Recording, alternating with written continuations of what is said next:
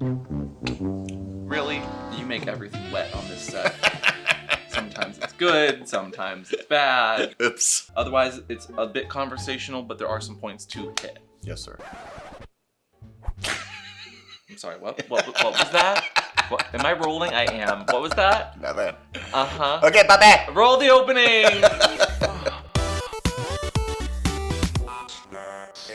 Hello! Welcome back to What's Safeword? I'm Am. I'm Mr. Christopher. And today... We're coming out. As Kinky. Come in! Out. On you! Oh. Ooh. You are kinky. Oh. And we wanted to have this conversation because we get questions all the time from people asking, how do I come out as kinky? Can you make a video that I can show my partner that tells him about kinks? Can you destigmatize stuff so that I don't feel like I'm weird? And first of all, we have chains here, so I didn't need to. Would you leave my chains alone? Don't go changing for your partner, just be you. And today's episode is sponsored by the Pure Dating app, so if you want some more information about that, we'll get to it eventually. But today, we're just here to destigmatize, educate, and hopefully intro kink to anyone that's being shown this by their partner, because I feel like that'll be something that comes from this episode. So are we going to tell our origin stories? Yes, it was a dark, stormy night. Both of my parents were coming home from the opera, and then someone jumped out from an alleyway and shot them, and then I became kinky, you know? I don't know if I meant... I'm Batman! But first, let's talk about how kinks even work. Why are people kinky? Where does it come from? Who's kinky? And how many people do you think in the world are kinky? Everyone. I think everyone's kinky to a degree, whether they know it or not. Everybody's into something sexually, but I think that everyone has those interests, and it's just a matter of perspective, contextualization, and of course it's all just conjecture. It's literally how you look at sex. But first, I feel like we should describe what kink is. For any of the newcomers here, or people that just need a refresher, what is kinky? Us. Hi. I think kinky is anything outside the social norm and not just missionary. Yeah, anything that's not PIV or penis and vagina sex. There's so much more sex that exists out there, and everybody kind of has their own perspective around it. So it is very personal, but at the same time, everyone's just a little bit kinky. But if you do fuck a missionary, that's kinky. Yes. On the whole, kinks are generally bondage, fisting, domination, leather, BDSM. Which they are. But there are so many different shades of gray within the kink spectrum, more than 50. Tickling your ass with a feather. Or... Isn't it lovely weather? That's... Rhyming? Rhyming is a kink. Rhyming's a kink. And being kinky was even taken out of the DSM as a disorder. Which stands for the Diagnostic and Statistical Manual of Mental Disorders. Pretty much saying that kinky people aren't a problem so long as what they're into is not causing them duress, harm, or stress outside of, normal life. So if you're being shown this video as a partner or a parent or a friend, good for you for listening and being open to the fact. And if you're showing this to someone, we got your facts here to help you normalize that what you're into is not that bad, because being kinky does actually show to have better relationships in the long run. Kinksters are not only better at communicating, because we literally do it before doing any sort of sexy acts, but we also are really good at consent. Can I hit you? No. They're also good at compersion. And compersion is literally the opposite of jealousy. So if you're able to get around that, have conversations, talk about consent, and talk about your wants and needs in this really healthy way, you actually have a better relationship. Who knew? Because kink is usually all about trust, and the more you build that trust, the closer you become. Oh. Can I hit you now? Sure. Yay! And one really good thing about, and a good conversation to have about consent is, it can change throughout your relationship. It can be given at any point, and it can also be taken back, which is something you can actually learn from Kinksters. Also, kinky people are way more open to trying new things. Turns out, because we're always very nerdy in some way or just more adventurous, Kinksters are always going to be more open to changes or different things that they try throughout their life, not just in the bedroom. Is your sex life dull? Is it listless? Try kink! Wait, is this an infomercial? Yeah. Oh, okay. And if you buy today, you'll get not just one, but 2 tubs of lube. And we'll throw in a free paddle. These deals just keep slapping. And if you subscribe now, we'll even give you your very own butt plug. Butt plug! While pieces by Talkspace and other websites like Psychology Today saying that Kinksters just do things better. And Kinksters had higher senses of well-being in their general life. Look at us. Look at us. Look at us. Look at us. Huh? Who would have thought? Not me. We're very well-being. My being as well. All well. That ends well. Being. They're not better at talking or being on camera, but they are better in general, like happier. We're so happy. We're so happy. And contrary to the two weirdos you see right here, Kinksters are less neurotic, according to these studies. Well. They're also better at rejection, okay? Because we go through that kind of stuff a lot when we talk about things we're into. Who rejects you? I don't want to talk about it. Oh, God.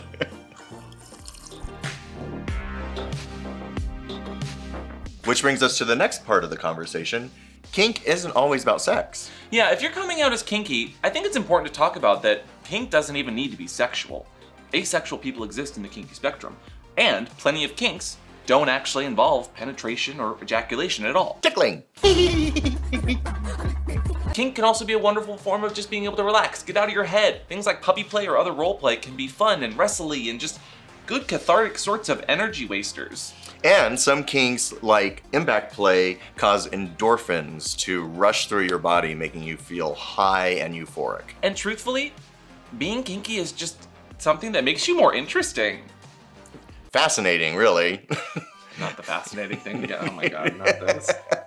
No, vanilla people have questions and they want answers because they're secretly kinky. Probably. So we're happy to answer those if you have questions down below. But how do you come out as kinky? Maybe you're single or in a relationship or just want to come out as kinky to your friends? Let's talk about that. And sometimes coming out as kinky is your second coming out after figuring out your identity. And actually, one of the very first studies goes back all the way to 1977 by Wernberg. From research in the other sexual minorities, it was found that constructing a sexual identity may be complicated, but it evolves over time. Being kinky is something that changes over time and you figure out who you are. So, welcome. Congratulations for getting to this step, and I hope that this is a safe space where you can ask questions and hopefully learn in the process. Now, if you're single and ready to mingle, or just find other Kinksters in your area to play with, what can you do? Go online, research. You can find it through Facebook groups. You can find it through local bars and events going on, Twitter. There's lots of online resources. And if you're literally single and ready to mingle, dating apps. There's so many apps. In fact, today's sponsor, Pure, might just be the perfect place for you. Now, Pure, the dating app, is sponsoring today's episode, and it is this place where you can go online, available both on Android and Apple, and it is an app where you have exactly 24 hours to talk to someone once you have matched and found them, to go back and forth, see if you're interested in some fun and play, and pick up, sexy times in a very non-judgmental space. But Pure itself is a sex-positive dating app where you can openly express and communicate your desires, boundaries, and intentions in an honest and judgmental-free way. And it's all done very quick and easy. So you literally put out a little ad for yourself in your local community. You put out like a one-liner, what you're looking for. I think I said something like, looking for a coffee date and showing someone the ropes. Literally. So it's like a little billboard. Yeah, and then you put out a few photos. And what's really interesting is they don't allow nudes there. And I accidentally almost uploaded a nude and it said, too much skin, which I appreciated because I didn't mean to put that one up there. Yeah.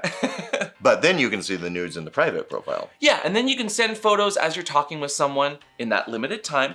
And again, you can make them self-destruct. And Pure actively seeks to further the conversation surrounding sex, mental health, body positivity, and just promoting casual sex in a healthy way to further and greater understanding of ourselves and how to relate to others. So, show up entirely as you are and contact with others and meet your needs and share a lust for playful, intimate connections. So regardless of being a guy, a gal, non-binary, everyone's welcome. So thank you again, Pure, for being the sponsor of today's episode. The link will be down below if you'd like to try them out. This message will now self-destruct.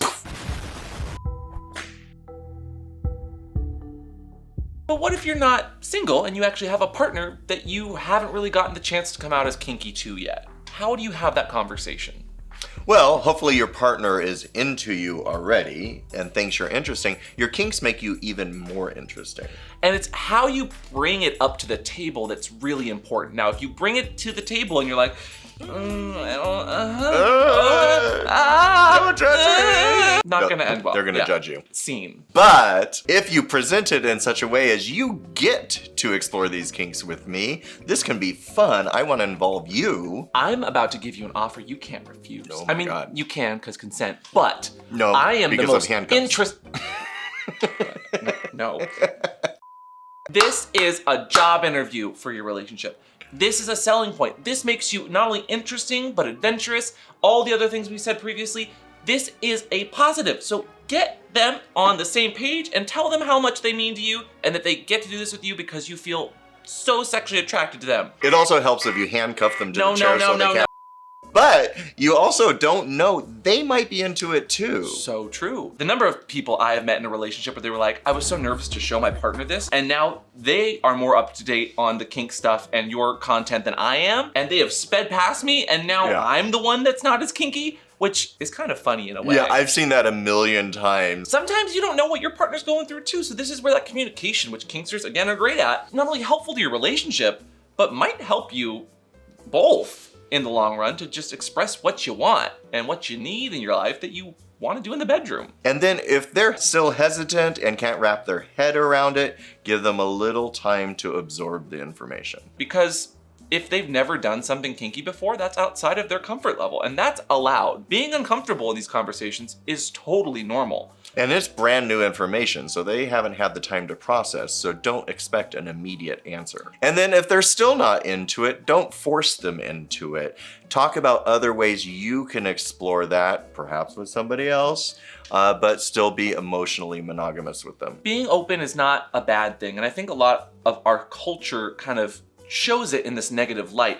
But people actually have better relationships when they're able to open up sometimes too, if it's for you, of course. Don't force it, because that will end badly. Yeah. And hey, sometimes, if you're in a relationship and it doesn't work out, that's okay too. You're not always gonna match up perfectly with your partner, and if they want monogamy and you want kinks, but you're not, And they don't want to provide it. I actually myself was in a 9-year kink discordant relationship where I was kinky, they were not, and I could not get them to come on board to let me explore it elsewhere or with them. And I was miserable. It was a miserable experience, and ultimately it didn't work out because of that. It's not us. We're fine. Yeah, He's kinky as fuck. I had the same kinds of relationships like that too. They didn't last as long, but I came out of that learning that I need kinks and a little bit more adventurous sex in my life in order to have a fulfilling relationship. And since then, I've been very upfront about and communicated my wants and needs kind of from the get-go and let my relationships evolve from there. And since then, I've had 3 amazing relationships. The first 2, you're the third, ended very well. So nicely because we were able to communicate and talk, and we had our kinks that we shared, but it just didn't work out, and that's okay. And now, But go on. I mean, we're great. We're great. And if your partner shows some interest, there are some really easy ways to get into kink. The best one is show them the porn you like. If you guys are into watching porn together or even just sharing sexy images or stories, do that. And then explain to them why you're into it or what parts you enjoy. It'll not only give you guys some fun time, hopefully, but will give you an insight into your partner and what makes them tick in such a way that really gets them going. Try dressing your partner up in some fun gear. Go to some sort of event, a bar event, a larger convention together. Watch some fun sex-positive YouTube, like What's the Safeword? Or podcast, or Twitch. We got all sorts of content. It's very accessible. Show them this video. Right now. Do it. Handcuff them to a chair. With consent. And lastly, just give them the facts and let them educate themselves if they want, but understand that partners that practice SM together have lower levels of stress, and closeness and intimacy is always going to be better. Let them do the research on their own time. Because knowledge is what? Hard. No. A lot of people, as we've talked about, have this fear that other people are going to find them and judge them because of the stigma that exists in our society. Or out them to their family, friends, workplaces. And in fact, I'm curious, did you, just as your own anecdote, like, how did you come out, or did you ever feel stigmatized by people in your life? I slowly came out. I knew at a very young age I was into bondage, but I had a hard time telling my friends that I was. But I found that it was easy to do. I started with my closest friends, and people treated you the way you treated yourself about it. So if you weren't ashamed of it and you just said it matter-of-factly, they're like, huh, okay. And if they like you, they don't care either. At the end of the day, coming out as kinky can be hard. If it's your second coming out, especially like it was for us. Like, I came out as gay forever ago. I mean, I'm still working through some of it myself, being raised Catholic, so I totally get that. And I've come out as kinky, clearly, but not to everyone in my life. And that's just by choice. But why is coming out as kinky so hard? I think because we grew up with religion and parents who have taught us a certain way to be, and that sex is, you have to be love and marriage. And you feel that shame for wanting something else. We paint people that ask for what they want and need as being selfish, when in fact, they're just being honest with not only themselves, but other people, and we should celebrate that. We have so many obscenity laws and so much censorship around our bodies and sex. And if you're happy and your partner's happy, your life is happy. And that's all that's really important in a relationship. And who cares what anyone else thinks? Unless they're paying your bills. Pay them bitches no mind. Now our society, sex is just everywhere. Where back in my day when Coke was a nickel, now with breakthrough stars like Madonna, Lil Nas X, who's that other one? Carly B. Cardi B? Carly. And if they consent, you can absolutely whap them. I did not consent. Earlier you did. Consent withdrawn. Well, so now I you can take it back. withdraw. I didn't consent. With more and more resources being available, even 50 Shades of Grey being a terrible example of BDSM, pop culture took hold of that and made sex and kink a little bit more normalized. There wasn't a soccer mom that came out of that didn't want to be spanked. Soccer moms, leave those comments down below. Because the real goal of today's episode is to overcome shame and stigma, and that sometimes starts with just having a conversation. So I hope we dispelled some myths, I hope we educated today, I hope we provided you with a good conversation about coming out as kinky, because that's what we're here to do. But if you have any questions, leave comments below, we're happy to answer them. And leave a like if you enjoyed this episode, but don't forget to check out the Pure app if you're looking to mingle with some kinky people and looking for non-aggressive ways to come out as kinky to other people. And if your kink is ringing bells, ring a bell.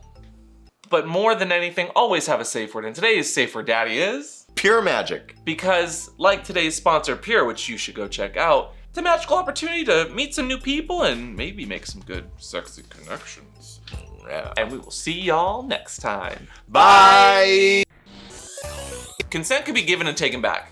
I've taken it away twice. I know, but can I have it again, please? Can I have your consent, please? Yes. One consent, yes. Ow. Wham, bam, thank you. Sir. Sir is what you're looking for. Sir, thank you, Daddy. Thank you, Daddy. You're welcome.